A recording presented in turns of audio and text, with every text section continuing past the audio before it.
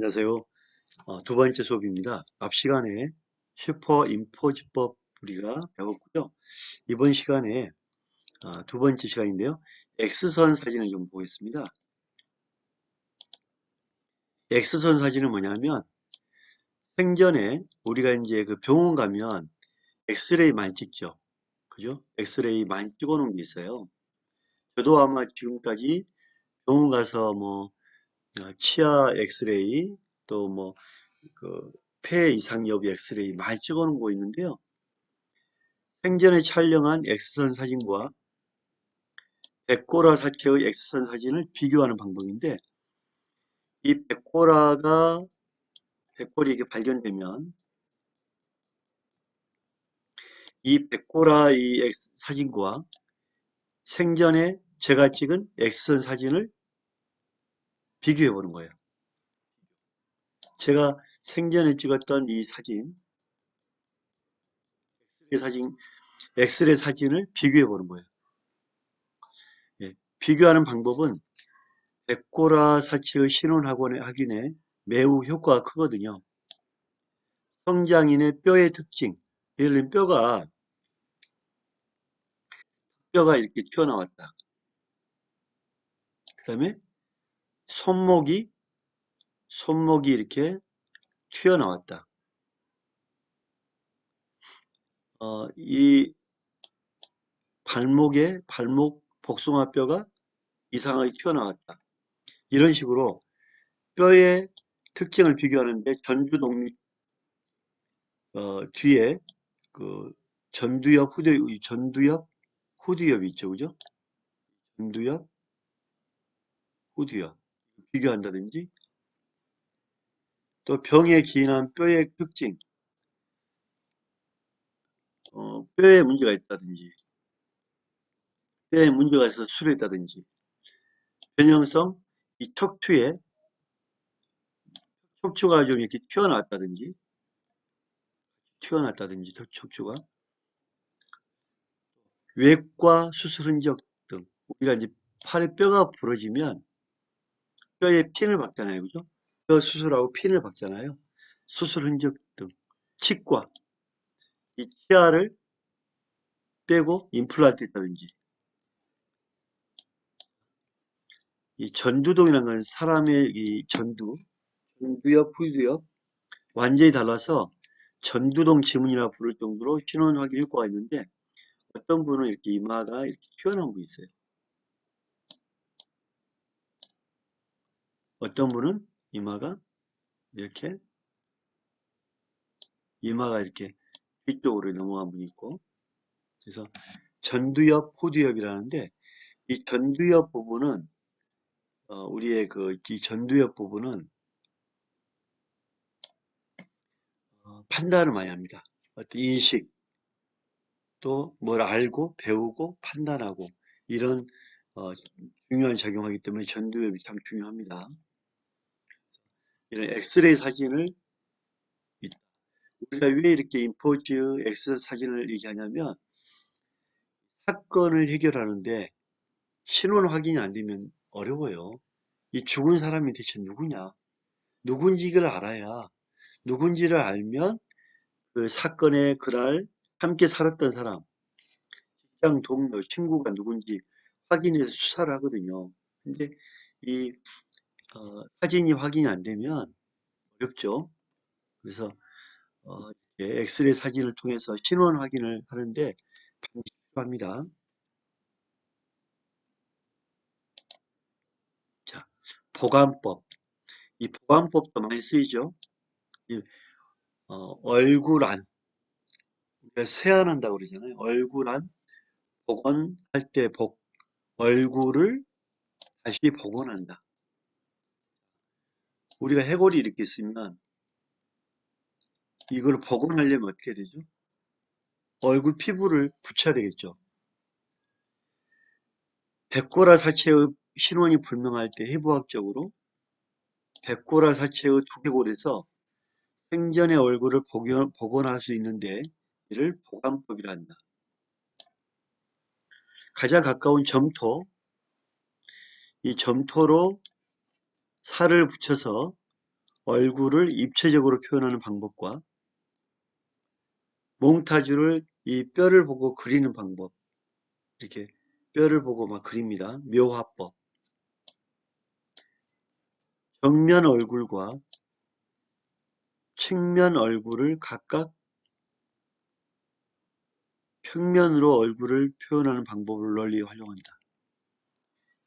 정면 얼굴과 측면 얼굴에서 각각 평면으로 얼굴을 표현하는 거예요. 옆모습도 있고 있지만 정면도 있지만 다 정면을 표현하기 위한 하나의 방법이겠죠. 전체적으로 앞부분, 뒷부분 이렇게 표현하는 거죠. 또한 컴퓨터를 이용하여 얼굴을 복원할 수가 있다. 두개골을 카메라로 촬영하여 컴퓨터에 입력한 후 두개골이 갖는 여러 특징 등을 수치로 전환한다. 이 수치에 따라 눈, 눈썹, 코, 입, 입술의 위치를 설정하여 위에 데이터베이스화한 눈과 눈썹, 코, 입 중에 두개골의 형성에 가장 적합한 것을 찾아 붙인다. 이때 피부색을 조합하거나 두개골의 연령에 따라 주름을 첨가하는 등의 작업도 가능하며 얼굴의 연령 변화도 표현할 수 있어 장기 수사에 활용할 수 있다. 저는 개인적으로 이렇게 이제 수사를 할 때는 이 보관법을 좀 우리 개발해야 되지 않겠냐. 그러면 이 보관법이 되게 좋거든요. 컴퓨터에 넣고 시뮬레이션화해서 살을 붙이고 여러 가지 데이터를 근접해서 눈썹과 입과 귀를 붙이면 얼굴이 나오거든요. 그러니까 가장 근접한 게 아니냐. 컴퓨터를 통해서 이제 그 전에 수십 개, 수백 개의 눈썹과 코와 위치를 어느 정도 데이터를 만들어 놓고 근접한 얼굴에 대한 그 어, 흙을 붙이고 찰흙을 붙이고 컴퓨터로 이거를 눈, 코, 입을 대입을 시키면 어느 정도 나오거든요. 그래서 이 보관법도 참 좋겠다는 생각이 듭니다.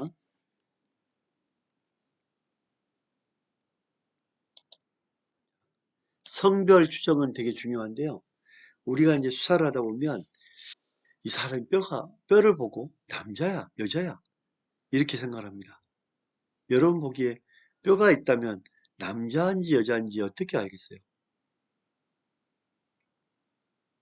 응?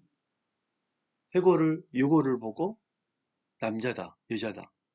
어떻게 뼈만 보고. 갈비뼈 하나 부족하다? 물론 그거 되겠죠. 아니면 근데 가장 좋은 방법이 있어요. 뭐냐면 우리가 이제 골반. 골반에 보면 가장 중요한 게 우리 골반 한번 그려볼게요. 골반은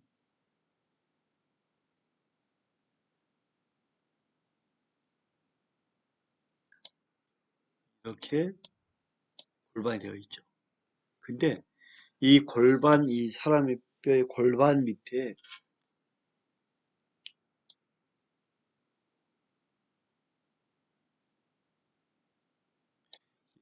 치골이에요, 치골. 치골. 이 뼈 밑에 치솟는 골, 치골이라는 게 있어요.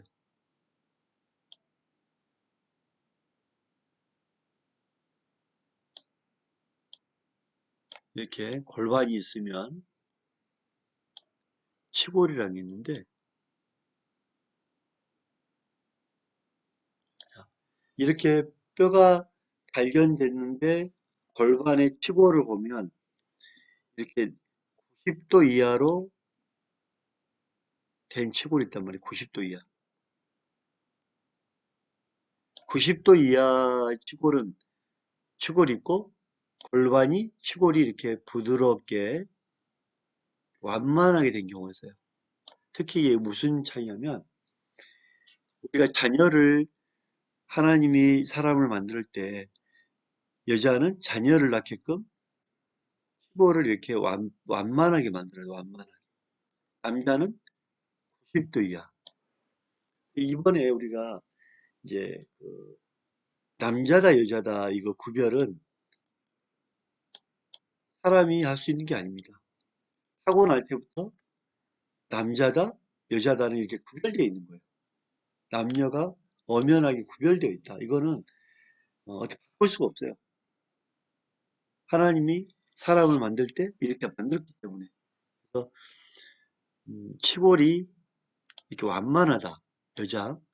치골이 90도 이하다. 남자다. 이렇게 우리가 구별할 줄 알아야 돼요.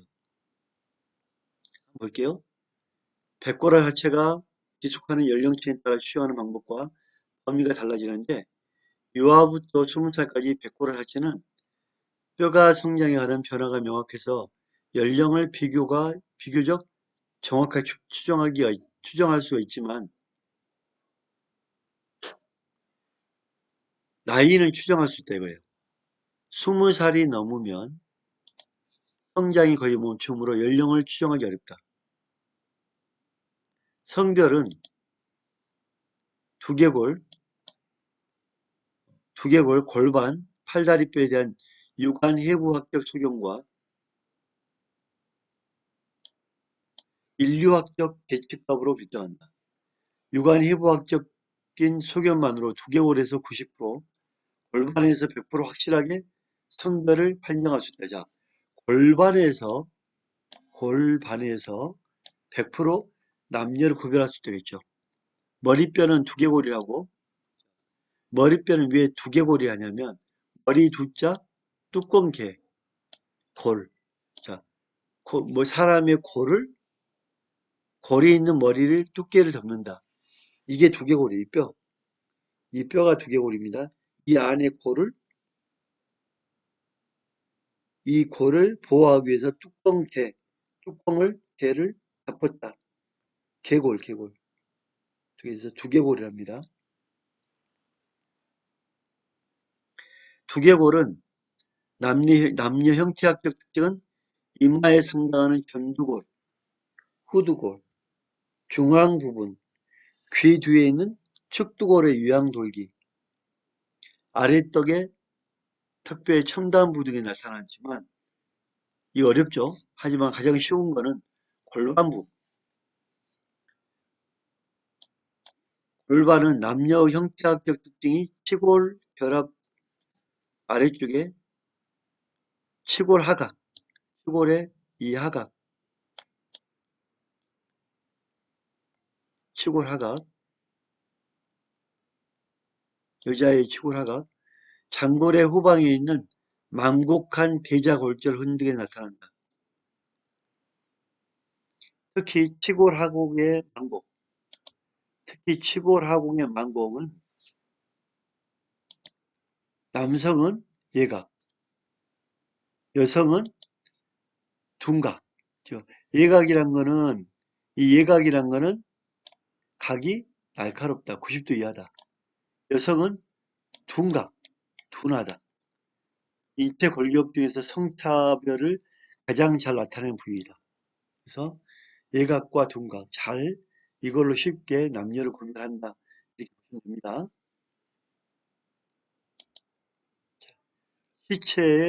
사체의 신장을 추정한다. 아까 말씀드렸죠?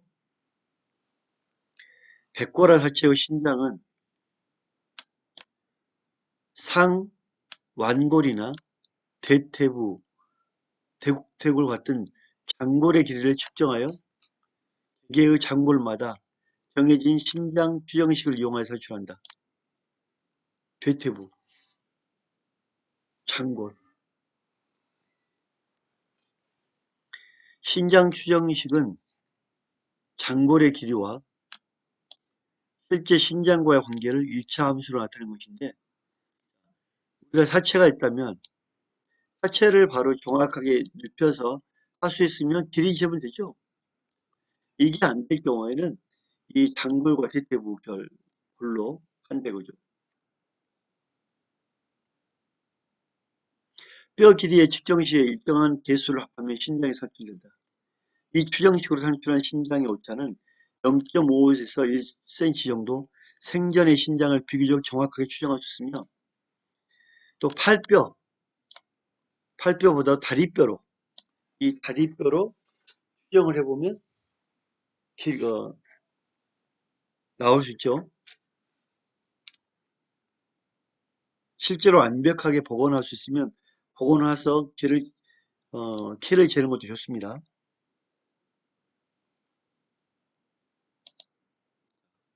사체의 혈액형과 DNA 감정. 우리 몸에 사람이 죽으면 뼈만 남았다. 뼈만 남았다면 이 골에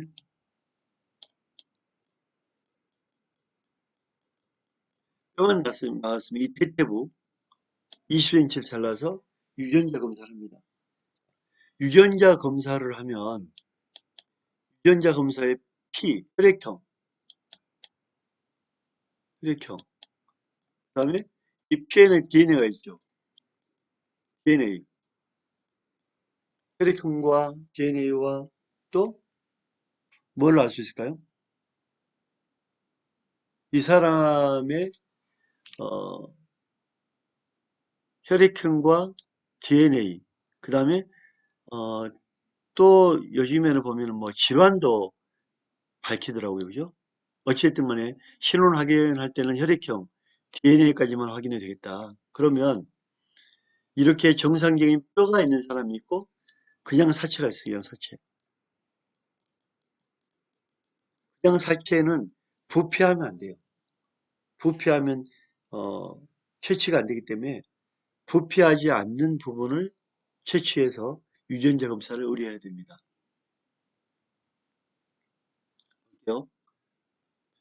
사체가 발견되기까지는 오래 지나 혈액형이 Mn형이나 RH형보다 안정한 성상을 지닌 ABO식 분류한 것이 적합하다.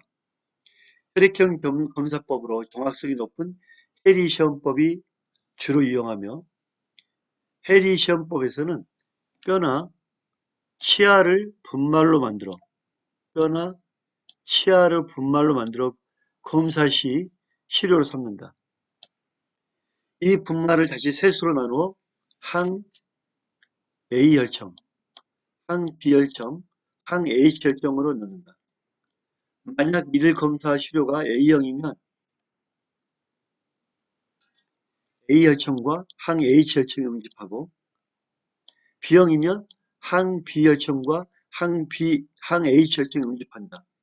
검사 시료가 O형이면 항 H혈청에만 응집한다. 항 H혈청은 O형의 혈액형은 물론 검사 시료에서 ABO식 혈액형의 항원도 밝혀낸다.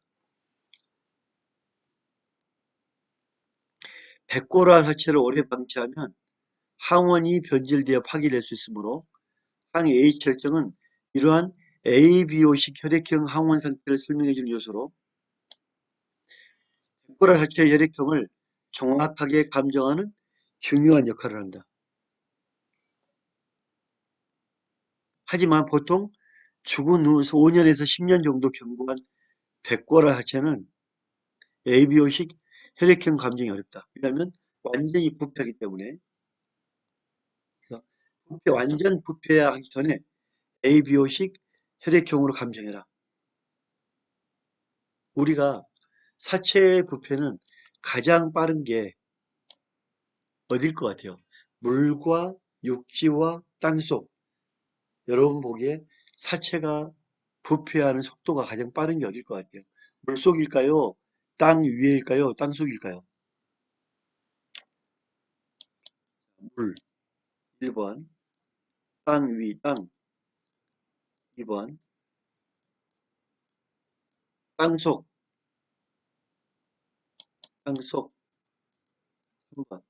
여러분 보기에 물일까요? 땅일까요? 땅속일까요? 사체가 가장 빨리 부패하는 게. 가장 부피가 빠른 게 땅입니다. 땅. 그 다음에 물속이에요. 그 다음에 땅속입니다. 성인은 한 7년 정도 땅속에서 7년에서 10년 되어야 부패합니다. 1년에서 10년 되기 전에는 부패가 안 돼 있죠. 자, 백골화 자체의 DNA 감정도 실제 사건에 이용되는데 백골화 자체의 핵 DNA보다 미토콘드리아 DNA가 오래가므로 이를 주로 이용하며 미토콘드리아 DNA 염기 배열 서열은 수십 년이 지난 사체에도 응용할 수 있어 미토콘드리아 DNA 염기 배열 해석은 수십 년이 지난 사체에도 응용할 수 있답니다. 시체 유기 사건에 특히 적합하다.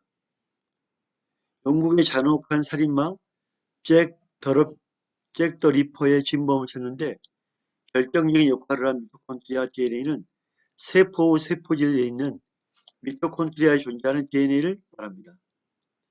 유전자 검사에서 일반적인 DNA 검사가 힘들 경우 미토콘드리아 DNA를 검사하게 됩니다. 미토콘드리아 DNA는 죽은 세포나 아주 미량의 시료에서 추출할 가능하여 일반 DNA 검사가 불가능한 경우에 많이 활용됩니다. 자, 썩어서 안 된다. 이럴 때는 뭘 하면 된다? 미토콘드리아 DNA 하면 됩니다. 또한 부모에게서 반드시 물려받은 핵 DNA와는 달리 미토콘드리아 DNA는 어머니에게서만 물려받는다. 사람은 정자와 난자가 만나 융합된 하나의 수정란으로부터 출발한다. 미토콘드리아는 DNA는 누구에게만 받는다? 어머니에게만. 모계죠, 모계. 모계 혈족. 사람은 정자와 난자가 만나 융합된 하나의 수정란으로부터 출발한다. 그런데 수정시 정자는 핵 난자와의 융합이 첨예하고 세포질은 전혀 수정란 속에 들어가지 못한다. 즉 수정란의 세포질은 100%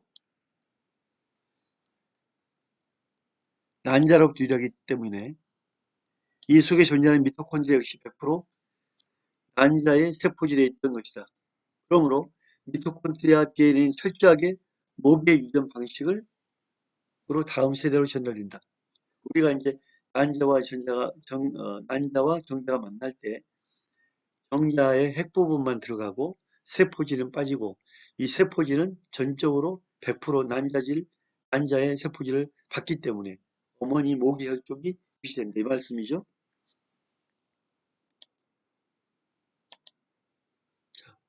사체 사후의 경과 연수 추정. 백골 자체는 사체가 방치된 장소, 물속이냐, 위에냐, 땅이냐, 땅속이냐, 방치 상태, 옷을 입었냐, 시신을 여몄느냐, 기후 조건, 기후가 날씨가 뜨거웠느냐, 비가 왔느냐, 습도가 있었느냐, 토양의 성상, 건습한약 산성이냐, 석회 질환 함량이 맞냐, 영향을 받으므로 정확한 사후 경과 연수를 알아내기가 쉽지는 않다. 그러나 사후 경과 연수를 추정하는 것은 백골화 사체의 수사에서 중요한 단서이므로 물리화학적 검사, 외관, 현미경 검사 등을 종합하여 대략적인 추정을 합니다. 물리화학적 검사란 뼈에 자외선을 쬐어 뼈로부터 발산하는 자가형광의 광도를 형광현미경으로 추정하고 외관 검사에서는 피부나 근육이 뼈에 부착하는 정도, 뼈의 강도와 파손 상태를 조사하고 현미경 검사에서는 뼈의 조직 구조의 파괴 정도를 조사한다. 시체가 부패하여 백골화하는 속도는 지상에서 방치된 속도가 땅속에 묻힌 속도보다 빠르다. 지상에 방치된 시체는 사후 1년 정도 백골화하고 땅에 묻힌 시체는 5년에서 10년 정도 걸린다. 일단 백골화하면 땅에 묻힌 시체는 5년에서 10년 걸립니다. 일단 백골화하면 오히려 땅속에 묻힌 것이 지상인 것보다 빨리 뼈와 뼈의 구조와 강도가 빨리 변한다.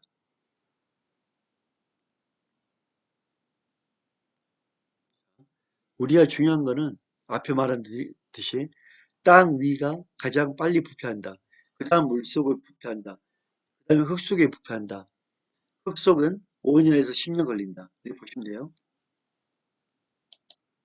자, 두 번째 수업 여기서 마치겠습니다. 여러분 수고했고요. 수업 됐고 멋진 강의 하겠습니다. 여러분 수업 받으시느라 수고했습니다. 감사합니다.